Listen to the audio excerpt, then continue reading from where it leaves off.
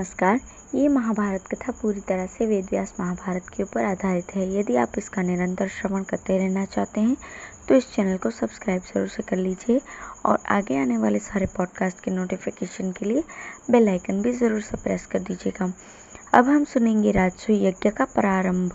वैशंपायन जी कहते हैं, जन्मेजय धर्मराज की सत्यनिष्ठा, प्रजा पालन में अनुराग और शत्रु संहार देखकर सारी प्रजा अपने अपने धर्म का पालन करने लगी। शास्त्र के अनुसार कर की वसूली और धर्मपूर्वक शासन करने से समय पर मनचाही वर्षा होने लगी। राष्ट्र सुख समृद्धि से भर गया। राजा के पुण्य प्रभाव से खेती बाड़ी, व्यापार और गौरक्षा ठीक होने लगे।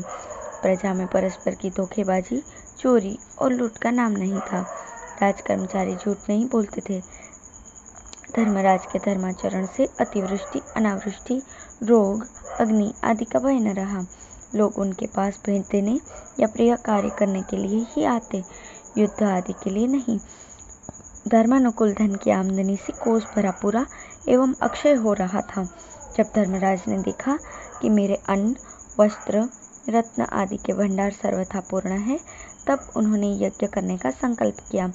मित्रों ने उनसे अलग अलग और इकट्ठे होकर भी आग्रह यही किया कि यज्ञ करने का शुभ समय आ गया है, अब शीघ्र ही यज्ञ प्रारंभ करना चाहिए। जिन दिनों लोगों का आग्रह सीमा पर पहुंच गया, उन्हीं दिनों भगवान श्री कृष्ण स्वयं ही वहां पधार गए। जन्मेजय, भगवान श्री कृष्ण स्वयं ही नारायण है। वे ही वेद स्वरूप हैं और बड़े बड़े ज्ञानियों के ध्यान में आने वाले हैं। जड़ चेतनमय जगत में वे सबसे श्रेष्ठ एवं विश्व ब्रह्मांड के उद्गम स्थान हैं और तथा प्रलय स्थान भी हैं। वे भूत, भविष्य, वर्तमान के स्वामी, दैत्यनाशक, भक्तवत्सल एवं आपातकाल में शरण देने वाले हैं। भगवान श्री कृष्ण अपने भक्त युधिष्ठिर पर कृपा करने के लिए असंख्य धन, अक्षय रत्न राशि और महान सेना लेकर रथ की ध्वनि से दिगंत को मुखरित करते हुए इंद्रप्रस्थ में आ पहुंचे। सबने उनकी अगवानी करके उनका यथोचित सत्कार किया। धर्मराज युधिष्ठिर अपने भाई पुरोहित धौम्य और श्री कृष्ण द्वैपायन आदि ऋषियों के साथ उनके पास गए तथा विश्राम, कुशल प्रश्न आदि के अनंतर उनसे बोले, भैया श्री कृष्ण, ये सारा भूमंडल आपके कृपा प्रसाद से ही हमारे अधीन हुआ है। बहुत सी धन संपत्ति हमें प्राप्त हुई है। ये सब आपके लिए ही है। अब मैं चाहता हूँ कि इसके द्वारा विधि पूर्वक हवन और ब्राह्मण भोजन संपन्न हो। अब आप मेरे अभिलाषित राजसूय यज्ञ के लिए मुझे अनुमति दीजिए। गोविंद, अब आपकी आज्ञा के अनुसार हम यज्ञ की दीक्षा ग्रहण करें। आपके यज्ञ से मैं निष्पाप हो जाऊंगा अथवा मुझे ही यज्ञ दीक्षा लेने की अनुमति दीजिए। आपकी इच्छा के अनुसार ही सारा कार्य संपन्न होगा।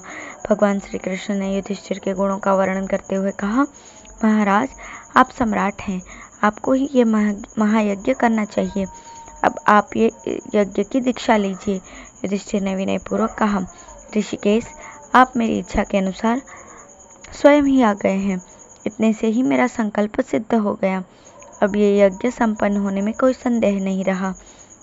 अब धर्मराज युधिष्ठिर ने सहदेव और मंत्रियों को आज्ञा दी कि ब्राह्मणों को एवं पुरोहित धौम्य के आज्ञानुसार यज्ञ की सामग्री शीघ्र ही मंगवाई जाए। अभी धर्मराज युधिष्ठिर की बात पूरी भी नहीं हो पाई थी कि सहदेव ने विनम्रता से निवेदन किया, प्रभु, आपकी आज्ञा से पहले ही ये काम हो चुका है। इसी समय महर्षि श्री कृष्ण द्वैपायन तेजस्वी, तपस्वी और वेदज्ञ ब्राह्मणों को ले आए। वे स्वयं यज्ञ के ब्रह्मा बने और सुषामा सामदेव के उद्गाता ब्रह्मज्ञानी याज्ञवल्क्य अर्धवयु हुए। बैल और धौम्य होता इन ऋषियों के वेदांग पारदर्शी शिष्य एवं पुत्र सदस्य हुए।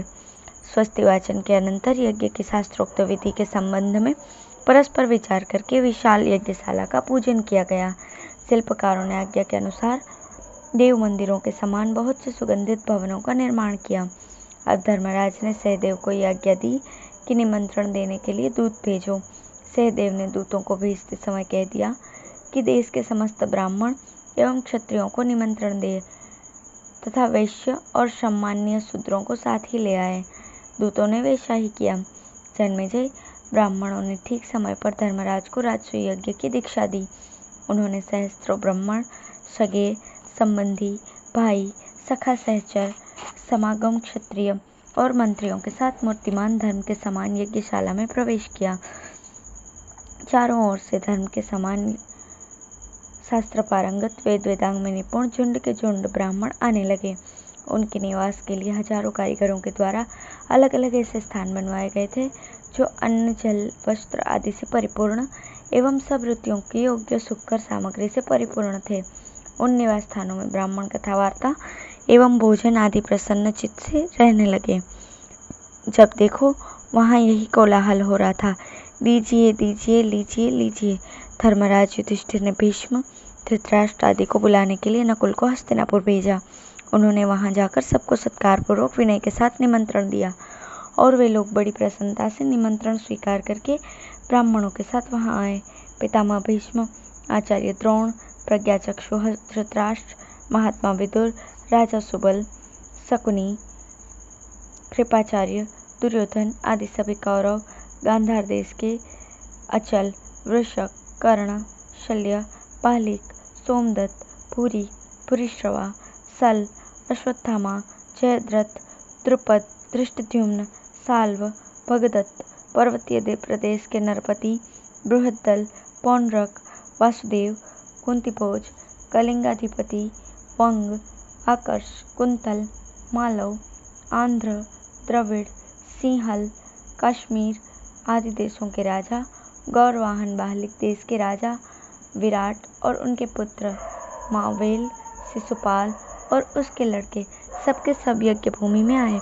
यज्ञ में सभागत राजा और राजकुमारों की गणना कठिन है। सभी बहुमूल्य भेंट ले लेकर आए थे।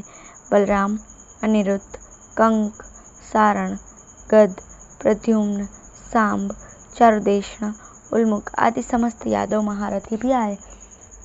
धर्मराज की आज्ञा से सभी समागत राजाओं को सत्कार पूर्वक अलग अलग स्थानों में ठहराया गया। उनके लिए जो स्थान बनवाए गए थे उनमें खाने पीने की सारी सामग्री, बावलियाँ और हरे भरे मनोहर वृक्ष थे। स्वागत सत्कार के बाद सब लोग अपने अपने निवास स्थानों में ठहर गए। धर्मराज युधिष्ठिर ने भीष्म पितामह और द्रोणाचार्य के चरणों में प्रणाम करके प्रार्थना की, आप लोग इस यज्ञ में मेरी सहायता कीजिए। इस विशाल धनागर को अपना ही समझिए और इस प्रकार कार्य कीजिए जिससे मेरा मनोरथ सफल हो। यज्ञ दीक्षित धर्मराज ने उन लोगों की सम्मति से सबको एक एक कार्य सौंप दिया। दुशासन भोजन संबंधी पदार्थों की देखभाल में लगा था। अश्वत्थामा ब्राह्मणों की सेवा शुश्रूषा में और संजय राजाओं के स्वागत सत्कार में नियुक्त किए गए। भीष्म पितामह, द्रोणाचार्य सभी कार्यों और कर्मचारियों का निरीक्षण करने लगे। कृपाचार्य सोने चांदी और रत्नों की देखभाल तथा दक्षिणा लेने के कार्य पर नियुक्त हुए। बाहलिक, धृतराष्ट्र, सोमदत्त और जयद्रथ घर के स्वामी की तरह स्थित हुए। धर्म के मर्मज्ञ महात्मा विदुर खर्च करने के काम में और दुर्योधन भेंट में आए हुए पदार्थों को रखने के काम में लगे। भगवान श्री कृष्ण ने स्वयं ही ब्राह्मणों के पांव पखारने का काम अपने जिम्मे लिया। इसी प्रकार सभी प्रतिष्ठित व्यक्तियों ने अपने अपने जिम्मे किसी न किसी काम का भार उठा लिया। जन्मेजय धर्मराज युधिष्ठिर का दर्शन करके कृतकृत्य होने के लिए वहां जितने लोग उपस्थित हुए थे उनमें से किसी ने सहस्त्र मुद्रा से कम भेंट नहीं दी। सभी चाहते थे कि केवल मेरे ही धन से यज्ञ संपन्न हो जाए। सेना के व्यूह, विचित्र विमानों की पंक्तियां, रत्नों की राशि, लोकपालों के विमान, ब्राह्मणों के स्थान और राजाओं की भीड़ से युधिष्ठिर के राजसूय यज्ञ की शोभा बहुत ही बढ़ गई। धर्मराज युधिष्ठिर का ऐश्वर्य लोकपाल वरुण के समकक्ष था। उन्होंने यज्ञ में 6 अग्नियों की स्थापना करके पूरी दक्षिणा देकर यज्ञ के द्वारा भगवान का यजन किया। अतिथि अभ्यागतों को मुंह मांगी वस्तुएं देकर संतुष्ट किया। सबके खा पी लेने पर भी बहुत सा अन्न बच गया। उस उत्सव समारोह में जिधर देखिए उधर ही हीरे मोतियों के उपहार की धूम मची थी। महर्षि एवं मंत्र कुशल ब्राह्मणों ने उत्तम रीति से धृत, तिल, शाकल्य आदि की आहुति देकर देवताओं को निहाल कर दिया। दक्षिणा में बहुत सा धन पाकर ब्राह्मण भी संतुष्ट हो गए। जन्मेजय कहाँ तक कहें, उस यज्ञ से सभी को तृप्ति मिली। धन्यवाद।